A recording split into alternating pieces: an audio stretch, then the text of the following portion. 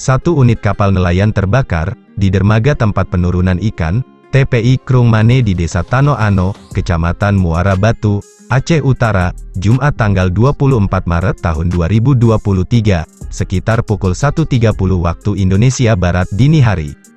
Berdasarkan informasi diperoleh di lokasi, kebakaran itu diduga akibat korsleting kabel baterai dalam kapal tersebut.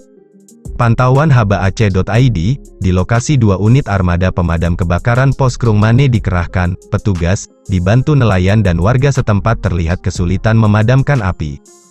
Bahkan petugas pemadam beserta nelayan dan warga terpaksa turun ke dalam dermaga tersebut untuk memadamkan api dalam kapal nelayan itu.